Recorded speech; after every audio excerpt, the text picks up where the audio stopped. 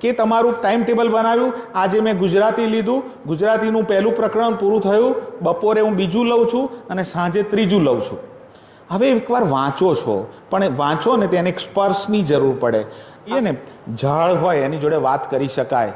ઝાડને કહ્યું કે સરસ હો ગુડ મોર્નિંગ, તો ઝાડને આનંદ થાય. ખબર છે તમને? એવું વૃક્ષને પણ આનંદ થાય, એને પણ એવું લાગે કે મારું કોઈ કેર કરનાર છે. પ્રકૃતિમાં પણ જીવ છે એટલે કહેવામાં આવે છે. ભલે નથી સાંભળતું છતાંય જીવ છે એવું કહેવામાં આવે છે. એમ તમારા અક્ષરો, તમારું ટેક્સ્ટબુક, તમારું એમાં પણ જીવ છે.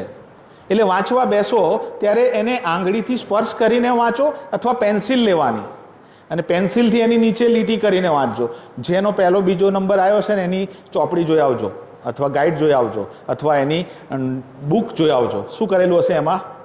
મેક્ઝિમમ અંડરલાઇન કરેલી હશે. કેમ? ખબર છે એનું કામ પૂરું થયું છે એકવાર, એટલે એને યાદ આવે છે કે ઓકે મેં આ એકવાર તો કરી દીધું જ છે. એને સ્પર્શ મળ્યો છે પેલા શબ્દને, એટલે એ હૃદય સાથે જોડાય છે એ શબ્દો, અને મન સાથે પણ જોડાય છે.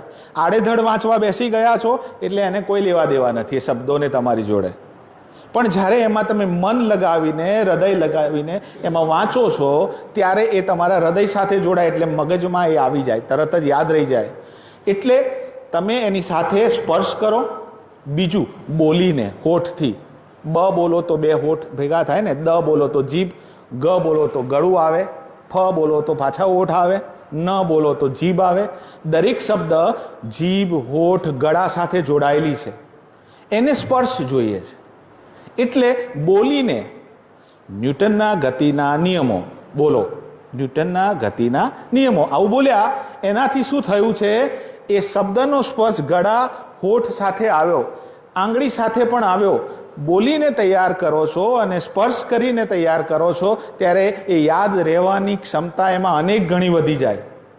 કરશો આવો પ્રયોગ કે આડેધડ વાંચશો? મહેનત કરશો ને? વાર એવું પણ ખબર, તમે અરીસા આગળ જઈને પણ બોલી શકો. કોઈક પ્રશ્નનો જવાબ તૈયાર કરી દેવાનો, કોઈક જગ્યાએ ઊભું રહેવાનું, બોલી જવાનું. આપણે કોને સંભળાવીએ છીએ? અરીસાને.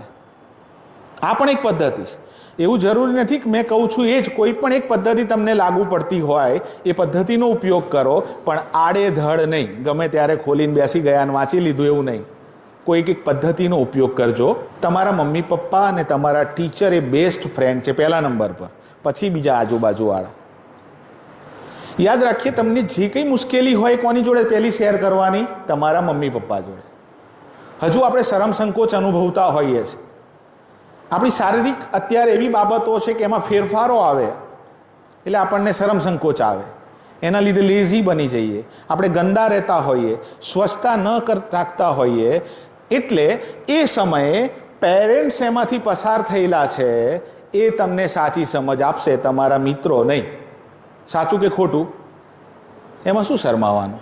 શરમાવા આવે એમાં? કુદરતનો ક્રમ છે આપણું જીવન. જીવન એ કુદરતના ક્રમ સાથે જોડાયેલું છે અને ઈશ્વરે આપેલું છે. એમાં આપણે સ્ટ્રેસ ક્યાંથી ઊભો કરીએ છીએ? આપણી આજુબાજુથી. પેલા ભાઈબંધે આવું કહેલું, મારી બહેનપણી આવું કહેતી હતી, એમાંથી. એટલે આપણી આજુબાજુનું જે વાતાવરણ છે એના કરતાં તમારા ટીચર, તમારા મમ્મી પપ્પાને બેસ્ટ ફ્રેન્ડ બનાવો. મુશ્કેલી હોય તો ભાઈબંધને, બહેનપણી નહીં કહો, પણ સૌથી બેસ્ટ ફ્રેન્ડ તમારા મમ્મી પપ્પા. રોજ જઈને શેર કરવાનું. મને આવું થયું, આ મને હેરાન કરતો હતો, આ હેરાન કરતી હતી, વોટ એવર. જે પણ ઘટનાઓ બને છે એ પણ તમે જો મમ્મી પપ્પાને શેર કરશો ને તો અડધો પ્રોબ્લેમ સોલ્વ થઈ જશે. એ તમને સાંભળી લેશે, પ્રોબ્લેમ સોલ્વ કરશે. એગ્રેસિવ થવાની જરૂર નહીં, ગુસ્સો કરવાની જરૂર નથી, લડવાની જરૂર નથી, હળવા થવાની જરૂર. શું કરવાનું આપણે? હળવા થઈ જવા. ઉઠીને નાની મોટી એક્સરસાઇઝ કરજો. વાંચતા હોય તો થોડીક વાર વચ્ચે ઊભા થવાનું અને કસરત પણ કલાક મજાક મસ્તી ને મજાક ધમાલે કરી લેવી જોઈએ. પપ્પા જોડે થાય, મમ્મી જોડે થાય ને મિત્રો જોડે થાય. મારી નથી કહેતો હું. મજા મસ્તી, ગમત, થોડા જોક્સ કહીએ, કશુંક નવું અહીંથી સાંભળ્યા હોય એ કહીએ તો રિલેક્સ થવાય. મિત્રો બનાવવાના, પણ કેવા? ગુંડા. કેવા? માથા ભારે. આપણે બહુ ઓળખાણ છે, ડોન છે આપણો ભાઈબંધ, એમ કોઈ નામ જ ના દે આપણા વિસ્તારમાં. આપણે એની જોડે બહુ સારો સંબંધ છે. અને આપણે ગ્રુપમાં એવું શોધવાનું કે આપણા 2-4 ભાઈબંધ નંગ છે એ એરિયાના માથા ભારે છે, એમ ગમે તાર કહીએ તો આવીને 2-3 આપી દે. એવા નહીં. જે સફળ છે એ બધા એમના મિત્રો એવા છે કે જે ટોપર છે.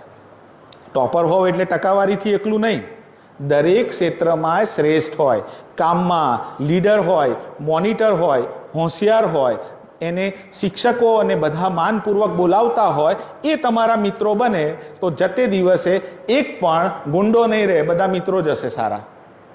સમય જતાં એક એક મિત્રો વહેંચાતા જશે તો શ્રેષ્ઠ શાળા બનશે. 100% રિઝલ્ટ. તમારા મિત્રો એવા જ બનાવો અને જે માથા ભારે છે એ પણ ટોપર બાજુ જાઓ. બરાબર, તમે અલગ ગ્રુપના ઊભું કરશો સ્કૂલમાં, તમે પણ એવા જ બનો કે જેથી તમે કારકિર્દી તરફ જાઓ. એટલે ગોલ જેમનો બાકી છે બનાવી દેજો તો તમે માર્ગે આગળ વધી શકશો. હવે મુખ્ય બાબત છેલ્લી, જે શોર્ટ ટર્મ માઇન્ડ ને લોંગ ટર્મ મગજ બે પ્રકારે કામ કરતું હોય. વિજ્ઞાનમાં એવું કહેતા હોય કે short term mind and long term, નાનું મગજ અને મોટું મગજ, એવું પણ કહેતા હોય શબ્દો. જે વાત એકવાર સાંભળો છો એ ક્યાં હોય? શોર્ટ ટર્મ મેમરીમાં પડી રહે. ક્યાં પડી રહે? શોર્ટ ટર્મ મેમરીમાં રહે. એટલે તમારા ટીચર જે તમને ભણાવે છે એ તમારું ક્યાં પડ્યું હોય? આજે જે ચેપ્ટર ભણાવ્યું એ ક્યાં પડ્યું હોય? શોર્ટ ટર્મ મેમરીમાં. ક્યાં મેમરીમાં? આજે જે ટીચરે તમને એક ચેપ્ટર અથવા કોઈ એક દાખલો, કોઈક એક્સરસાઇઝ કરાવી છે, જો એને લોંગ ટર્મમાં લઈ જવી હોય, એટલે જે હોશિયાર છે અને આ ડફોર છે એવું આપણે કહીએ છીએ. એટલે આને 100 ગ્રામ બુદ્ધિ આપી છે, પેલી 85% અને 500 ગ્રામ બુદ્ધિ, આને 1 કિલો આપી છે, એવું છે ઈશ્વરે? ત્રાજુ લઈને બુદ્ધિ આપી છે આપણને? ના. બધાનું કોમન જ્ઞાન છે, બધાને એક સરખું જ છે, પણ એનો ઉપયોગ કેવી રીતે કરે છે એના આધારે એનું પરિણામ આવે છે. ટીચરે જે ભણાવ્યું એ તમારા 3 દિવસ સુધી શોર્ટ ટર્મ માઇન્ડમાં રહે. વિજ્ઞાન આવું કહે છે. કેટલા દિવસ સુધી રહે? 3 દિવસ સુધી. છપ્પા ભણાવ્યું હોય તો તમને કહ્યું કે અખાએ લખેલા, તો અખા અને છપ્પાની વાત તમને 2-3 દિવસ સુધી કઈ રહે? શોર્ટ ટર્મમાં. હવે જો 3 દિવસમાં જો ફરી એકવાર તમે વાંચી લો, ફરી એકવાર છપ્પા વિશે કે અખા વિશે, અથવા કોઈ પણ નિયમ હોય અથવા સૂત્રો હોય, એ તમે ફરી એકવાર વાંચી લો 3 દિવસમાં, તો એ શોર્ટ ટર્મમાં સેજ અપ થાય, ઉપર જાય. કેટલા દિવસમાં? 3 દિવસમાં. હવે બીજી વખત 15 દિવસ પછી જો એને ત્રીજી વખત વાંચી લો, જે પહેલો નંબર આવે છે એની વાત કરું છું, આ જ કરે છે, તમને કહેશે નહીં સિક્રેટ, આ પણ હું તમને કહી દઉં છું. એ 15 દિવસ પછી શું કરે છે? ફરી પાછું એ અખા અને છપ્પાને જોઈ લે છે. કેટલી વખત થયું? એ ત્રીજી વખત. એ શોર્ટ ટર્મમાંથી ક્યાં ગયું? લોંગ ટર્મમાં. કઈ ગયું? લોંગ ટર્મમાં. ઓકે, હવે પકડાયો રસ્તો એને. કોને? પેલા છપ્પાને, અખાને કે પેલા નિયમોને શોર્ટ ટર્મમાંથી ક્યાં લઈ ગયા? હવે લોંગ ટર્મમાં. હવે લોંગ ટર્મમાં જે આવી ગયું ને, એ તમે હમણાં ટાઈમ ટેબલ બનાવ્યું ને, જે 1 મહિનાનું, ફરી બીજા મહિનામાં લોંગ ટર્મમાં ગયું, બરાબર, ત્રીજા મહિનામાં તો લોંગ ટર્મમાં આવીને પડી જ ગયું, અને છેલ્લે તમને હંમેશા માટે યાદ રહી જવાનું છે. ચોથી વખત કે ત્રીજી વખતના રિવિઝનમાં મિનિમમ કેટલી વાર રિવિઝન થવું જોઈએ? 3 વખત. તો જ શોર્ટ ટર્મમાં પડેલું ક્યાં જાય? ટાઈમ ટેબલ કાલથી અમલમાં મૂકશો? તમે સરસ રીતે સાંભળ્યું. તમારા ટીચરો બહુ સરસ છે, કારણ કે પરિણામ આટલું સારું આવે. હવે તમારે ટોપર થવાનું છે. બોર્ડમાં અથવા 90 અપ લાવવાનું છે, શાળાનું 100% પરિણામ લાવવાનું છે, ટીચરોને વફાદાર રહેવાનું છે, લગ્ન માટે ઉતાવળ કરવાની નથી, ગોલ સેટ કરી દેવાનો છે, અને જે કરો એ કેવું કરવાનું છે?